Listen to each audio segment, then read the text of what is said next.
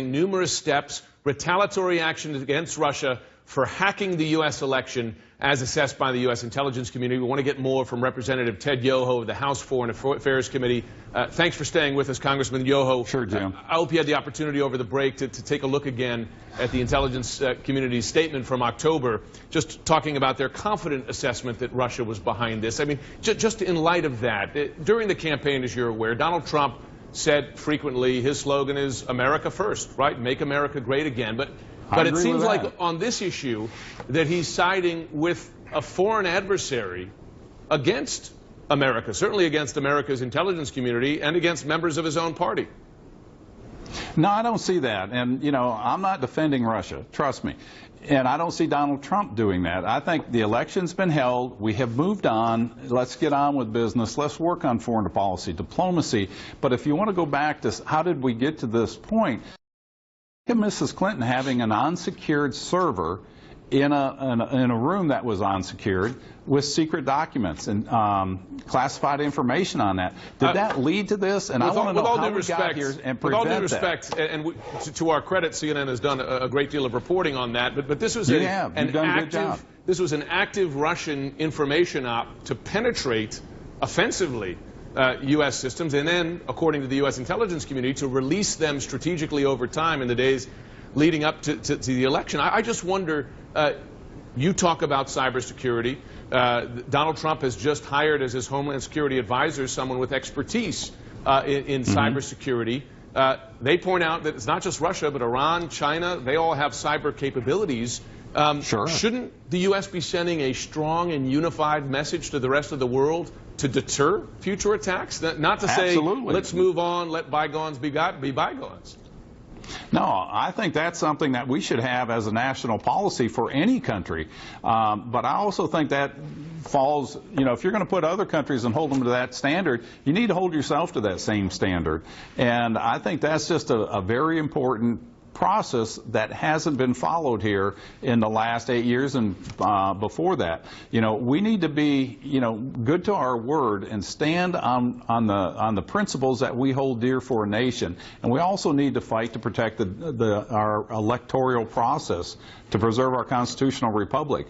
And if Russia has, you know, I'm not 100% convinced that they did this solely, but if they did do that, yeah, I think there has to be some payback on that.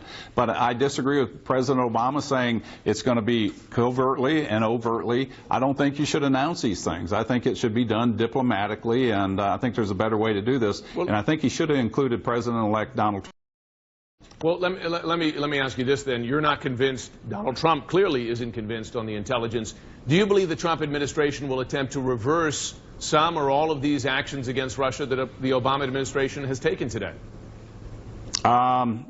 My bet would be more than likely. Again, if you go back to the executive order that the White House put out, it's talking about any person that does this. So does that include a state? Does that include a rogue actor? It talks about a person, not a state or a nation.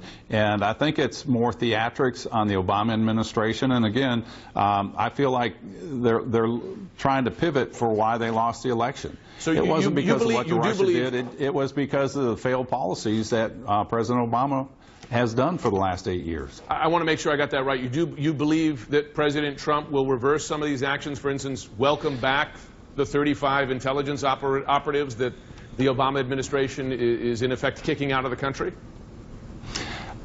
I think he'll open up diplomatic negotiations with Russia, and I think over time that will come back.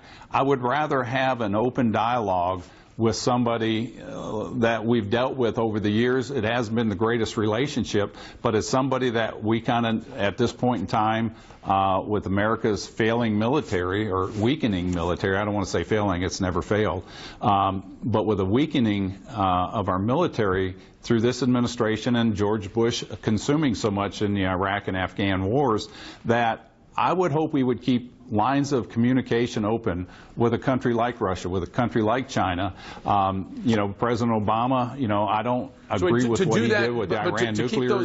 To keep those lines open, you believe it would be necessary, or you would welcome, for instance, calling back 35 Russian intelligence operatives, stopping sanctions against Russian intelligence agencies who carried out cyber attacks. That would be a reasonable price to keep diplomatic lines open? You'd welcome that reversal? No, I'm not going to say I'm going to welcome it back. You know, you're beyond that point. You know, we've got to deal with the situation when Donald Trump takes over. You know, reassess what's going on. What's Russia going to do in retaliation to us? You know, those are the unintended consequences that we're going to have to pay as a nation, and this next administration is going to start off behind the 8 ball again. And I just think it's a very poor diplomatic move. I think there was a better way that President Obama could